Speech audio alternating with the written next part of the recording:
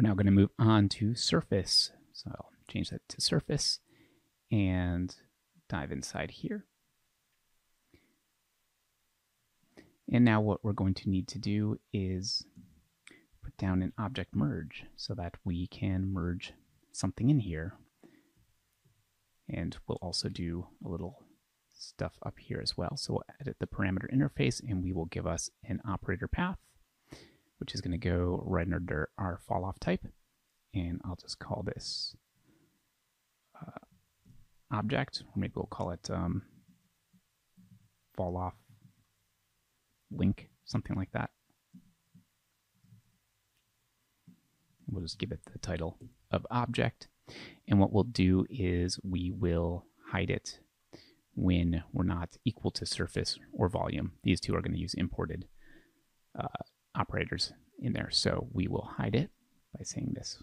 We'll use that little curly bracket and we'll say fall off type not equal to surface, and then fall off type not equal to volume.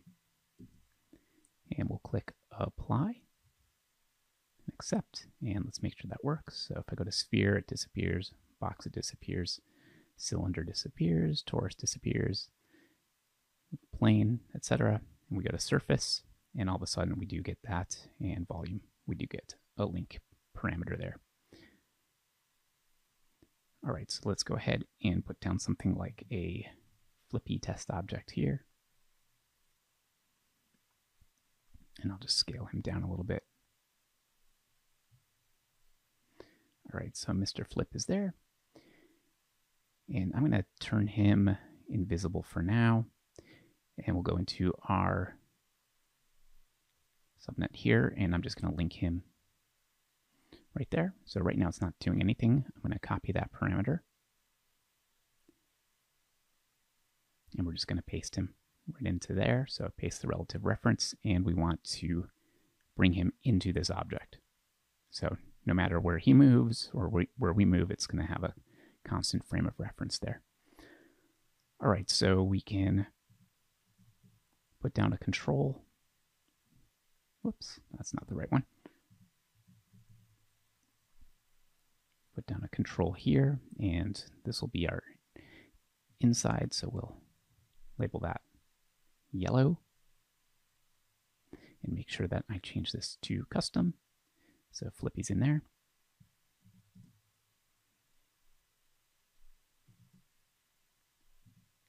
That'll be our outside. Merge these in. Merge that into our switch. And I probably need to do something like ends to open that up.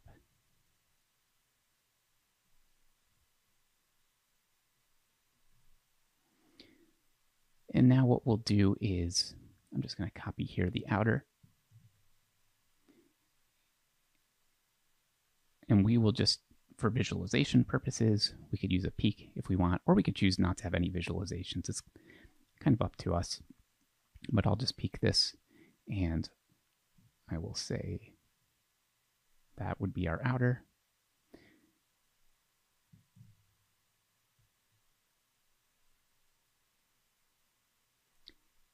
Oops, wrong one that I copied. Let's copy that one, and then we'll say this is inner.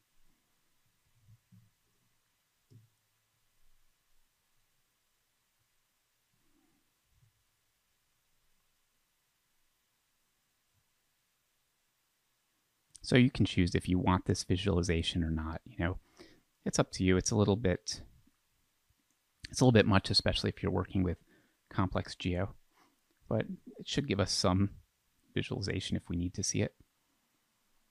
It's somewhat helpful. It's not, honestly, it's not great, but you know, we can choose to keep it this way, or we can just bring in the object and then don't visualize the inner and outer when it comes to the object and the volume ones, because I'm not sure volume's going to work too well. Kind of depends how we want to play with that. But we can go ahead and save this, and then we'll just hook it up. All right, I'm going to turn this off so that we can move a little easier without that distracting us. And we'll just go in here. And first thing we'll do is object merge that same object in. So I'm going to choose into this object. And we'll just copy a little bit of code here. So I'm just going to copy any one of these things just for the object we want. So we want this, but instead of fall off type, we want the fall off link. And I'm going to have this evaluate as a SOP here. And then to actually evaluate it, I'm going to use backticks like that. And so now I have brought in that object and it's in our space. But I don't want this to be brought in all the time. I only want it brought in when we've chosen the correct options. So I'm going to put a switch down here. I'm going to keep this as the first input, and we'll just put a null as the second input, and I'll just call this nothing. And now I need to hook this switch up. And to do that, I'm going to use an if-then statement. I'm going to go back in here, and we'll just go ahead and grab whatever, any one of these.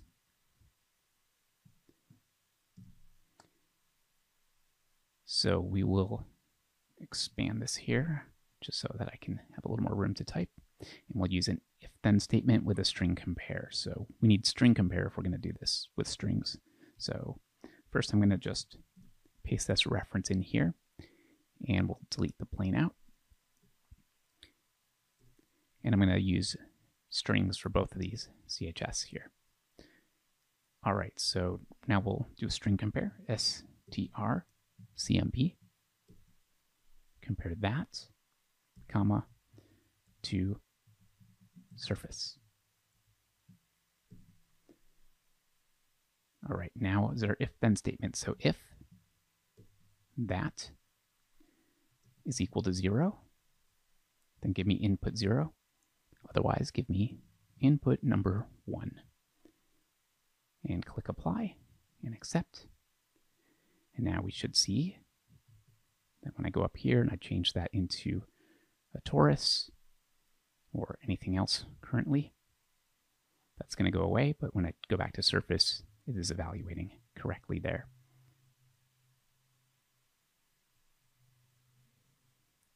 So then that is going to plug into our fall off input there. And from then we will start to do our math. All right, we'll go ahead and do the math for this now. It's going to be a little easier for us to take a look at this if we use a grid. And we'll just make the grid something like this. So basically like looking at a cross section, then we know if we're doing it right. So I'm just going to hook the grid up there and go into our fall off math here. I notice I still have a note here that says sphere, so I'll change that to plane.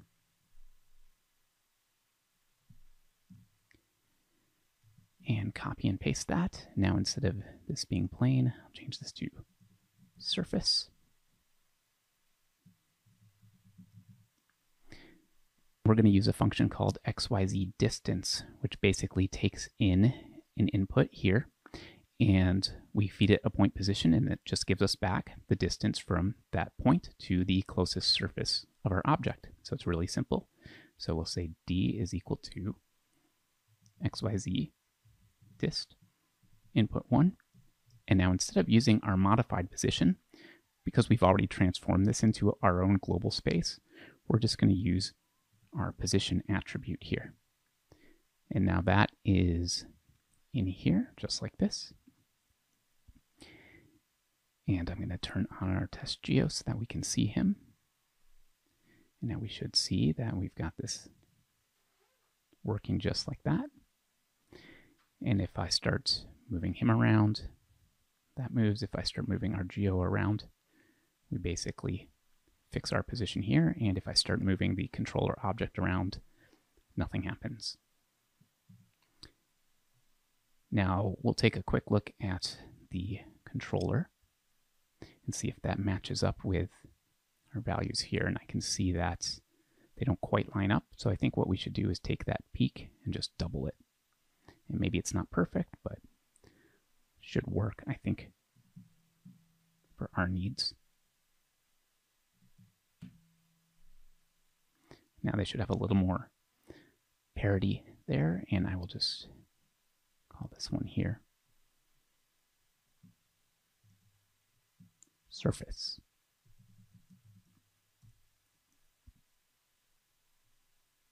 I think it's time to move this over a little bit. All right, time to save this asset.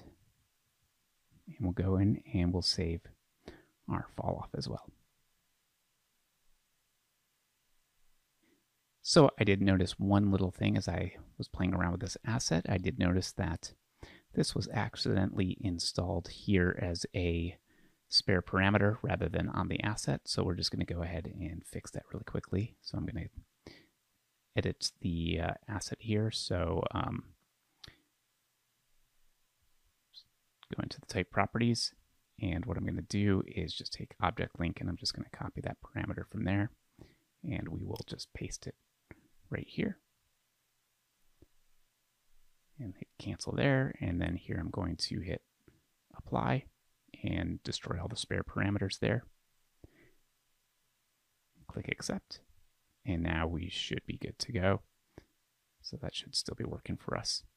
And now that'll make sure that this actually does get installed correctly, and we shouldn't see any spare parameters there.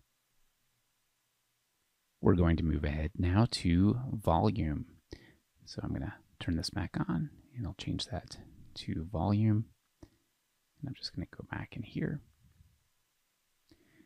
Basically, we'll just keep the same representation. So I'm just going to put a null down here, and we'll label this one surface. And we'll label this one volume. So if we decide to change the representations later, we can. Yeah. And looking at this as well, I mean, you might decide that you want something different for the representation, how you want to do this. You might even decide that it's not worth doing a representation of anyway. But this way, at least, we'll use the same one here. We can just reuse it since it's the same object. And going into our geo here. Now I need to modify my switch node here to make sure that I'm accounting for volume as well. So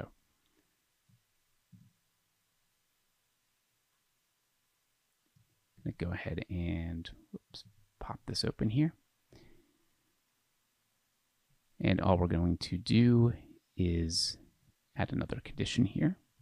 So I'm going to say or, and I'm just going to copy that whole statement here.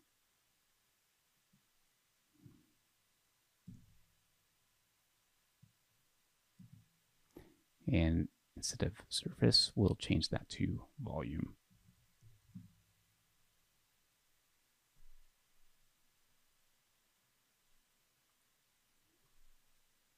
All right, that should be working correctly. Let me just double check. So I'm going to just change this to surface, and that's still working. And we'll go to torus, and I can see that her torus is still working there. And just making sure that this, yep, is doing nothing there. Okay, so let's go to volume. And we will start working on the math for this. So for the math part of this, we're just going to go ahead and copy our surface code right here. We'll just change this to volume.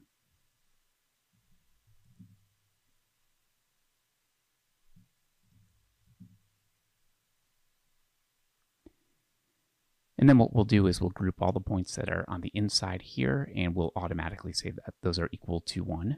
And the simplest way to do that actually is to just use the group SOP here. So we'll call this in volume, make it a point group. I'm going to wire this in like that.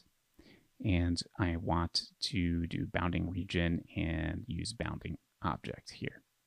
And now I don't want this to evaluate for every single different type of controller we could have. So what I'm going to do is put a switch down here and wire it like that. And then we'll just connect this switch. I'm just going to copy a little bit of stuff like stuff from here. So we'll just say, copy that statement, and we'll say if that is equal to volume,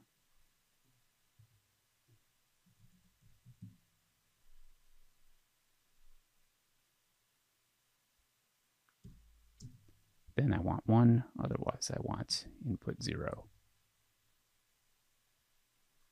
And I saw that switch to 1, and let me just double check that that's correct. So I'll go to surface, and now surface is on that port, so that's good. Okay, so we'll go back to volume.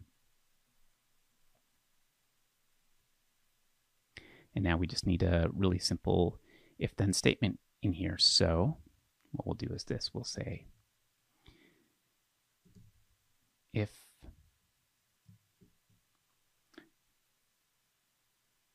now we are going to use a vex function called inPointGroup. And we want our input is 0, and the point group name is going to be called inVolume. And then the point is attribute point number. So equals 1 means that it is in that group.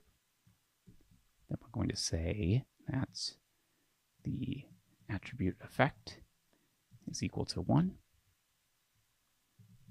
Else, we're going to do this.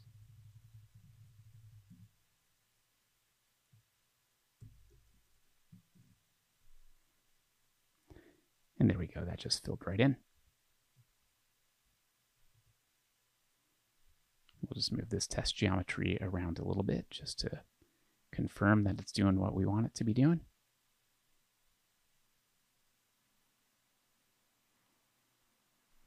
And this is kind of a slow way to do this, but it's pretty accurate, and we don't need to convert actually into volumes and deal with resolution and stuff like that. So I think that's working just fine.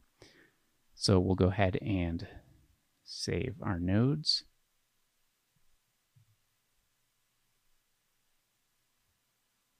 And then keep going.